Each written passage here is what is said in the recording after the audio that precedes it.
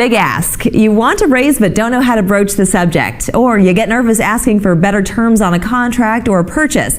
Well, here to help us turn that anxiety into confidence is Fotini Iconomopoulos, negotiation consultant and author of Say Less, Get More. It's great to have you. Thank you for having me. It's a pleasure to be here. Why do some people have a hard time asking for what they want? You know, for a lot of folks, it's just this, I don't want to look greedy. What's their perception of me going to be like? What if they say no and they rescind the offer? So there's just a lot of fear out there. Often unnecessary, sometimes founded, but it just causes a lot of anxiety because people don't like potential conflict. That is very true. I mean, a lot of people say, you know, it doesn't hurt to ask. What's the worst thing they can say is no. But once we've come to terms with those ideas, what is it that still keeps stopping us in our tracks from taking that next step to potentially getting what we deserve? Yeah, oftentimes it's the body's physiological response to stress. So when you know it's something that you don't enjoy, your body kind of shuts down in a way. It goes into that fight, flight, or freeze mode. And so that affects how your brain works, how your rational thought works. And it makes you have those moments that make you go, oh, why did I do that? This is what I should have said. So that's basically, it's physiology that's at the root cause of a lot of this. And it sounds like there's a lot of mental preparation, maybe physical preparation that people can do, that you can practice to get yourself ready to go into that corner office and to ask for the raise. But there's a word, though, that is significant here, and it is yet. Why is the word yet significant in your teachings? Well, oftentimes people will shut themselves down before they even have a chance to get things started. They go in with a very closed mindset, like I've never done this before, or I can't do it, or I'm not used to it. And so if you can just add that little word onto the end of that sentence, I've never done this before, I haven't done this yet, I haven't had this conversation yet, I haven't achieved that promotion yet. All of those things now open up these possibilities that triggers your brain to go, okay, this is an option now. I'm not going to shut down. I'm going to look for those potential opportunities. Yeah. It really changes how you function when you just change your mindset a little bit. And what do you tell someone who is self-sabotaging? Because again, you say that there's a physiological response to stress.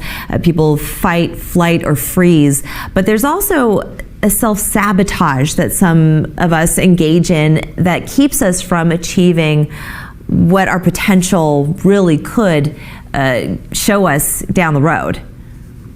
Yeah, there are so many things that you can do to psych yourself up instead of psych yourself out. And so when it comes to little things like finding a little bit more confidence, it's things like even striking a power pose. So changing your physical appearance, changing how you physically show up can also help your brain catch up to what your body is telling others. You can do things like, instead of focusing on the fear of, I don't know what's going to happen, or I don't know what to say, focus on what you actually do know. What has happened before? What details do you possess?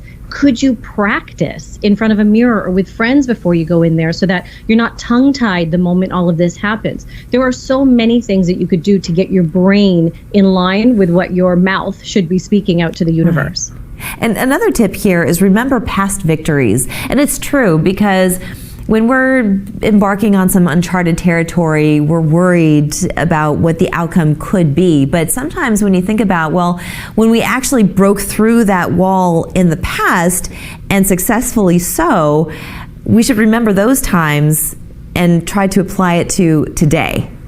Yeah, this comes straight out of sports handbooks. So if you've ever watched tapes or been in a locker room before, you know the coach isn't in there, you know, at the halfway point going, you guys are awful, you need to do better. They're going, hey guys, remember the last time we got that ring? Remember that really great game we had when? And that gets people really pumped up. Now you're triggering your brain to remember those times, and it's psyched up to be ready to achieve that one more time.